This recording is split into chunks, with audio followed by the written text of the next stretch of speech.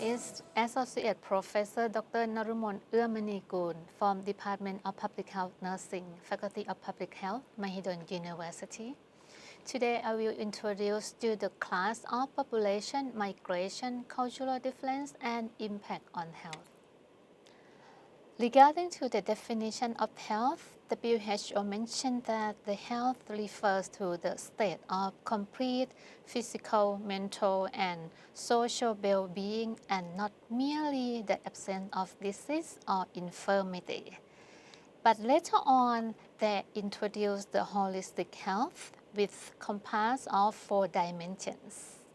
First, physical, second, mental, and third, cultural, and fourth, spiritual, including the harmonized interrelationship between environment, ideological, political, social, and economic conditions. So you can see that holistic health, the definition will include the culture. So what does culture mean to you? Some people may think about the costume. Some people may think about the religious. So what is the definition of culture indeed? The central elements of culture compose of customs, beliefs, values. What is custom means? The custom means the behavioral regularities related to the continuity of social relationship contributing meaning to everyday life. So what does belief mean? The belief means the proposition accepted as true for a certain society or community. The values, what does it mean? The values mean the standard to evaluate the behaviors and beliefs according to some certain society or community. So the differentiate between cultures and cultures. So what does culture mean? The culture means the total life way of human group. It consists of learned patterns of values, beliefs, customs, and behaviors that are shared by a group of interacting individuals, or a set of rules or standards for behavior. But for cultures, it means the group of people who share a common culture together. So the cultural group may bond together by tapestry of historically inherited ideas, or they may bond by beliefs, values, knowledge, and traditions, or they may bond by art, customs, habits, languages, roles, and share meaning about the world. Right now, we cannot refuse that there is one world, one health from globalization. For example, in Asia country, we are the same country right now because we entering the era of AEC, or what we call Asia Economic Community. Therefore, there is no possibility of escape from cultural difference or cultural diversity. So what is diversity is about? Diversity is about our difference.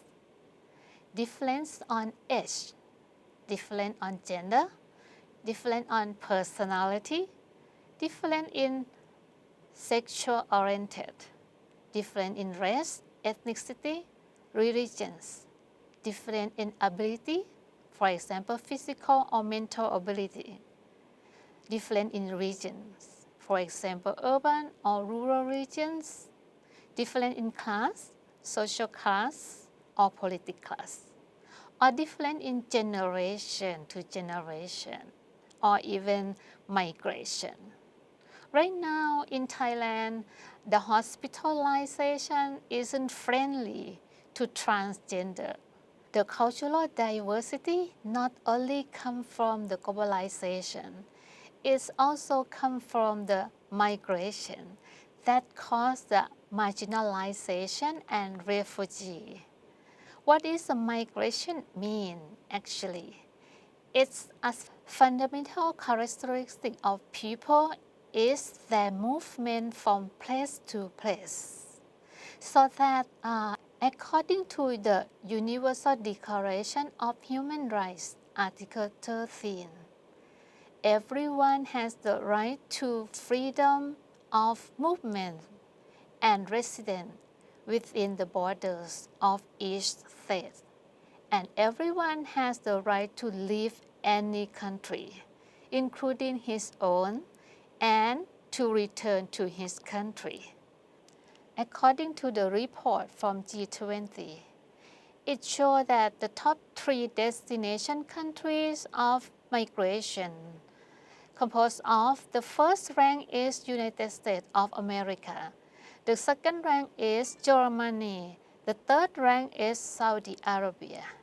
And for the top country of origin of immigrants, they come from the first one is India, the second one is Mexico, and the third one is Russia. Nowadays, there is a war in Ukraine, which caused the fastest growing refugee crisis since Second World War. Where the refugee fleeing to? The refugee from Ukraine, they're fleeing to Poland right now. But the refugee not only come from the war, but they come from another reason as well. For example, the Rohingya, where they move from Myanmar to another destination, which is still the problem in Asia. So those people are what we call refugees. They will become marginalized. The marginalization occurs where neither the new nor the old cultures are accepted, which means the new culture is refused. The old culture is refused as well. Those marginalization people who move from their country, where the destination is often focused on the Europe country. So once they reach the mainland of their destination, which is basically is Europe country, they will face the Eurocentric model of care, which means behavior of non-white people need to be corrected to conform with this embodied, purified scientific solution. That means the Eurocentric model of care, they will believe only the knowledge or the culture from white people, but reject non-white people behavior. So this is the trouble. Because nowadays, we have already faced the multiculturalism, which people are in fact that linked in many ways, then their birthplace divide them. So that no matter they come from globalization, marginalized from refugee, or so on and so forth. The term globalization, they have the meaning of negative itself, because it shows that the dominant culture remain their position of power over those who are economic dependent. For example, if Rohingya enter to Europe, they will face the dominant culture from the mainland at their destination. The marginalized immigrants and indigenous have been ignored and dismissed, which is called discriminatory. Language have disappeared, and culture characteristics have gradually decreased as people try to minimize and coping the difference from mainstream society. For example, today I use English language in the class, which means that my Thai language, even though I am not migrated to US, I am not migrate to European, but the dominant culture from globalization is from US, is from UK, so that our native language will be gradually decreased as people try to use the language for international understanding. So this may be pro and con of globalization. But anyway, the globalization will somehow cause the discrimination. What is the discrimination means? It means disrespect, ignorance, looking down, making fun of, racist attitudes, prejudice, negative portrayal, speaking against, offensive against, violence against, and biological inferiority. So what is biological inferiority mean actually is? You can see from the slide that biological inferiorities, normally people will show the picture of black people as the people with underserved, as the people with poverty, as the picture with homeless. But in fact, the white people itself, a lot of white people in developing countries, they are homeless, they are underserved, and they are poverty. In this picture, in the right hand side, that is the picture of the beggar or homeless in developing country or in US country. She take credit card for the money of change. So that means they use the black people as a biological inferiority rather than pick the picture of the white people. In Canada, it's the only one country in the world to have a national multiculturalism law since 1971. But anyway, there is a lot of controversy happen because they think that mandating tolerance does not create any real understanding. So we as a health professional, we need to understand the cultural norms, traditions, to help us understand different ways of thinking about health, life, and different perspectives of well-being. Because cultural knowledge often described as diet and eating habit, child rearing practice, reaction to pain, stress, and death, a sense of past, present, and future, response to healthcare service and practitioners, including which behavior are considered as a violation of social norm, which I will show you in the next slides. So this slide shows the systematic review of the dietary advice and traditional foods that doctor suggests for the refugee. And the conclusion of the systematic review found that the dietary advice did not take account of traditional food or ways of cooking, limiting the relevance of the advice for ethnic minority groups. For example, African Caribbean, they said that the dietary advice received was more suited to a European plate, in Thailand as well actually. The dietary advice for Indian and Pakistani people, the information focused on European food. And another study found that the dietary advice was about foods that were too English.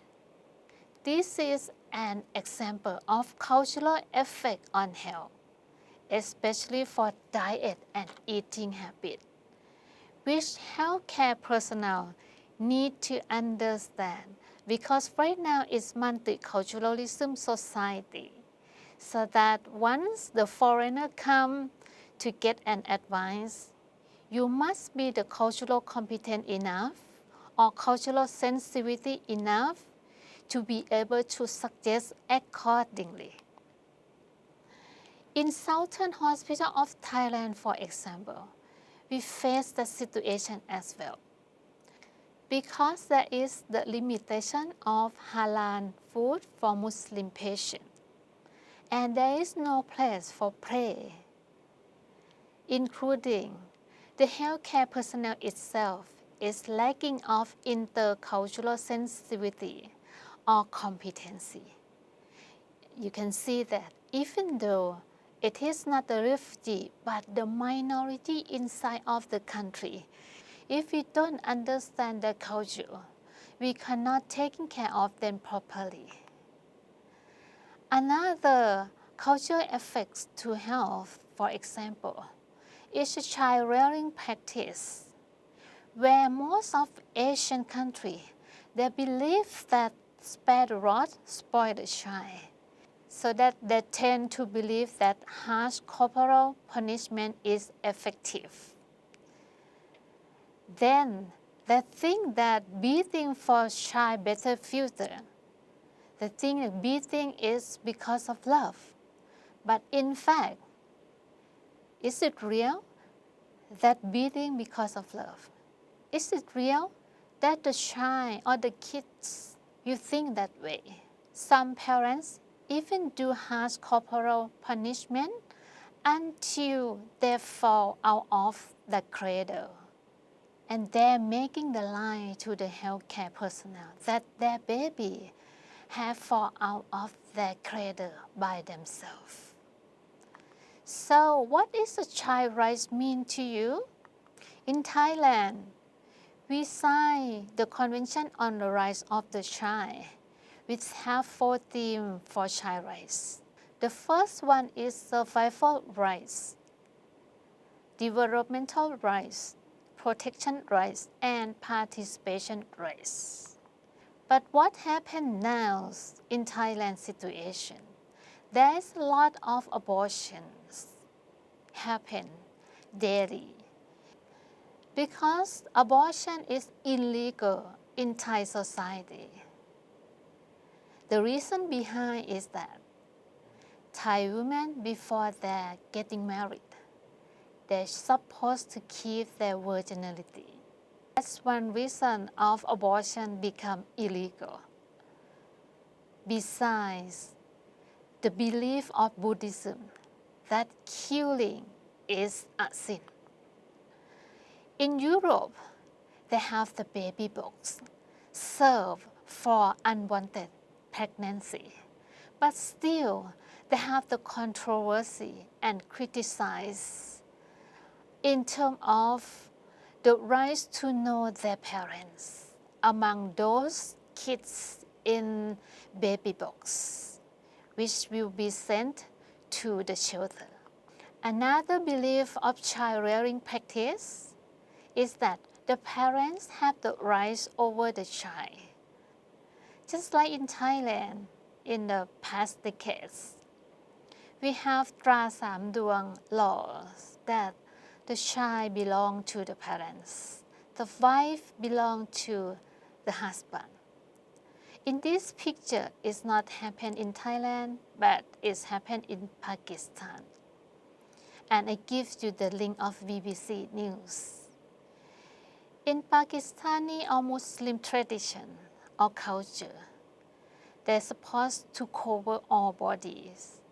And the girl cannot go outside without accompanied by the man in the family.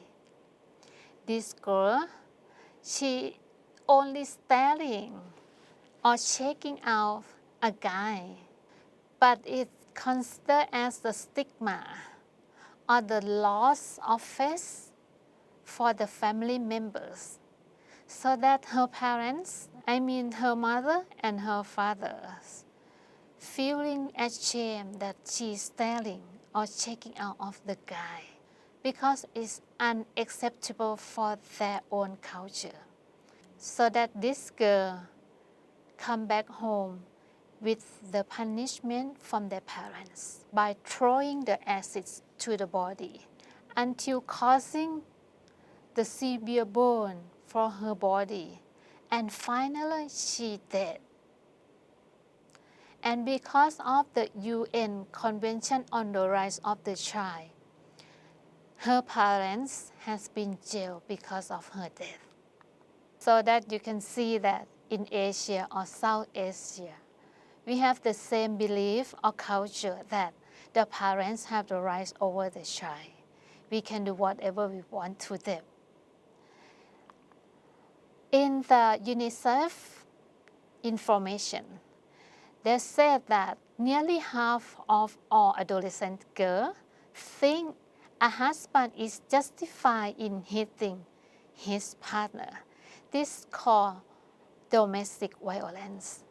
This is acceptable for Asia and South Asia. And right now, we're trying to encourage them to know that girls are not properties. They have the right to determine their destiny. This is another cultural impact to health. Another cultural impact or effect to health is the reaction to pain, stress, and death. The sense of past, present, and future, or what we call the law of karma. I hope you know the term law of karma in Buddhism, because we believe in reincarnation. We believe in reborn. So that is effect to our belief and effect to our health and behavior. That everything that happens in our body, in our illness, or even maltreatment, that people prone to think that because of their previous law of karma in their previous life, so that in this life they have to face with maltreatment or violence, or they have to face with some illness because of the past life. Thinking in that way will make us doing nothing about our illness or doing nothing about maltreatment that we face. Another cultural effect or impact to health is in Nepal. As you can see from the slide, that the Nepali women, if they have the period, they need to confine themselves in a small hut outside of the home. And you can see that the hut is very small, that the woman cannot even stand. They need to spend 3 or 4 days, depending on their period, inside of that small house, which is called hut. And the period is concerning as the shame, the taboo, or the impunity that you cannot touch any man in your family or anyone besides being alone in that hut. Even the tampon, they cannot affordable, and it is not available in the remote area, so that they will use torn sari. And this will cause the urinary tract infection and also cause the female unhealthy hygiene. Another cultural effect on health or impact on health is that in the past of Chinese era, you might know her in the picture. Her name is Susi Taihao. She is very influenced people in that era. But in that era, I mean the past era of Chinese society, their culture or their belief is that when you born as a girl, you need to have a small feet, or what they call lotus feet. That is the starting point of binding feet. And you can see that in the picture, the noble woman or the high society women, they're supposed to have the lotus feet just like this. Even Susie Taihao herself, that she holds a lot of power, she needs to buy her feet just like this. And she cannot walk properly. She needs a helper to walk. So this is the example of cultural impact to health, especially for women's health. And those who cannot have the lotus feet just like this, they will use the shoes like in the picture. So that once the shoe appears under the skirt, it will look like they have a small feet. And this shoe become the high heels until now. How about the lip plate in Somalia, Tanzania? The lip plate for the woman means the amount of the dowry they gain when they're getting married. But imagine when she have to eat, when she have to drink, what will happen? Will that be easy or will that be difficulty? Have you heard about Desert Flower and Desert Dawn, written by Waris Dari? She is a Somali woman that ran away from her country because of the female genital mutilation, or what we call female genital cutting or circumcision. It is very painful and unhealthy for women. At the age around 3 or 4 years old, they have to undergo female genital cutting or female circumcision. And they have the rank of the circumcision too. The rank number 1 is that cutting the clitoris. The rank number 2 is cutting clitoris and labia minora. And the rank number 3 is cutting clitoris, labia minora, labia majora, and stitching utera and also her vagina. Why they do this? Because their culture is that the woman need to be virginality before getting married. And doing so, we keep them virgin because they cannot feel any sexual arousal. So is this justice for a woman? However, even when high educated family, they don't want their kid to be cut, but they cannot be in the community properly because it would be the stigma for the community. So those are the example of why cultural impact to health and why we need to understand the culture. So right now we come to the cultural implication. The behavior might be cultural with norms and values. And now we come to the implication. Because of the multiculturalism that we need to understand the culture, that we understand that behavior might be cultural with norms and values, supporting the behavior at homes. Then, or therefore, to know custom or values from specific cultures allows you to work with and within the cultural pattern of that community. Therefore, cultural competence is very necessary for you guys as a healthcare personnel. What is cultural competence mean?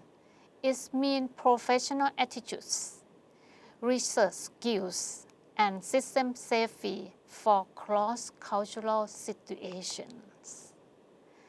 It means that you need to respect the attitude of people, or respectful attitude, value the core of humanity in the others without necessarily admiring or even approving of the belief or other difference. Only understanding. You don't have to admire and don't have to approving because some culture is not healthy. So cultural competence continuum will start from cultural destructive until cultural proficiency.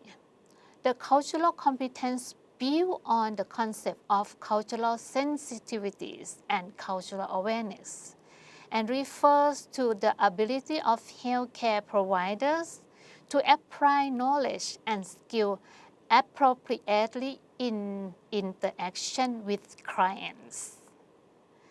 In the US, they have the National Class Standard. What is it? It is the cultural and linguistically appropriate service that ensure all people that entrance in the healthcare system receive equitable and effective treatment in culturally and linguistically appropriate manners. It's composed of 14 standards and grouping into 3 groups. The first group is cultural competence care. The second group is language access service. And the last one is organization support for cultural competence.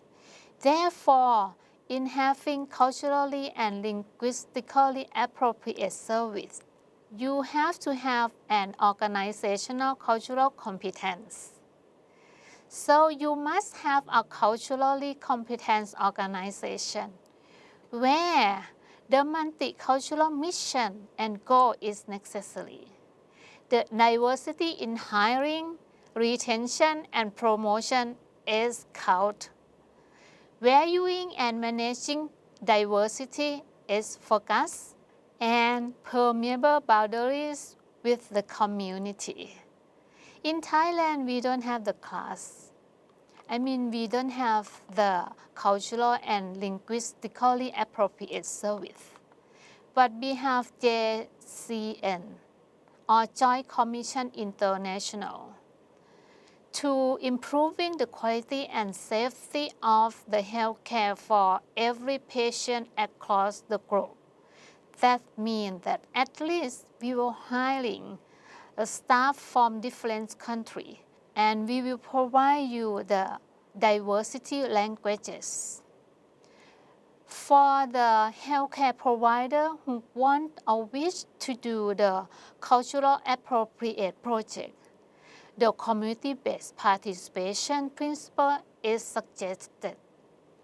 As you can see from the slide that community-based participation action research, they will take culture into account, and they will use the qualitative data collection technique to assess culture impact to health. For example, interview, participation observation, or AIC or PLD. To create the environment of cultural safety. What is the cultural safety mean? The cultural safety means the ability to explore, reflect on, and understand one's own culture in order to recognize and interact with others from their cultural perspective. Therefore, to create the environment of cultural safety, you need to get rid of the danger zone for interviewing. And you need to improve the comfort zone of interviewing. What is the danger zone, risk zone, and comfort zone? The danger zone is the zone where you include people with punishment power. And the risk zone is that you don't include the people with punishment power, but they witness your interview. Comfort zone is that the zone where they get rid of power imbalance, whatever it is. So they try to improve or encourage comfort zone in order to get the environment of cultural safety when you do your research. And effective communication is necessary for effective health assessment. You need to listen attentively to people. You need to accept and act upon what they say. And you need to use the language that can be understood by everyone. especially for layperson or blue collar. And you need to be very truthful and sincere. Act in socially and culturally appropriate way. More importantly, you need to take into account of nonverbal language as well. So in conclusion, in doing effective health assessment, you need to assess for custom to ensure that the customs such as diet, interaction style, religious practice, family structures, organizational patterns are included in the plan. You need to assess for belief to ensure that activities are congruent with the belief. In supernatural, about the cause of illness and about the healthy behavior. You also need to assess the value to ensure that activity reflect people value, for example, interdependence, family solidarity, nature of man and woman. More importantly, activism or cultural sensitivity rather than ethnocentrism. What is ethnocentrism? Ethnocentrism means my own culture is the best one, is the only correct one. The other belief or the other behavior are wrong.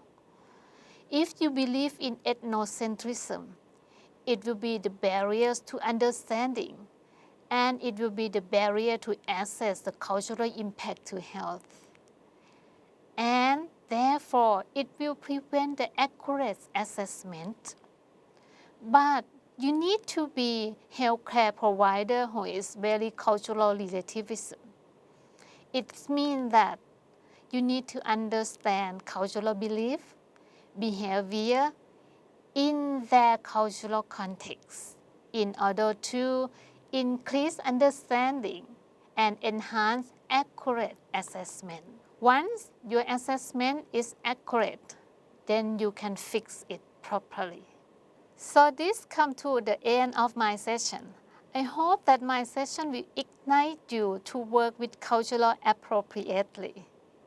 Last but not least, my lecture today is all about the apply of the Prince Mahidol philosophy, which is true success is not in the learning, but in its application to the benefit of mankind. I hope you enjoy the class. สวัสดีค่ะ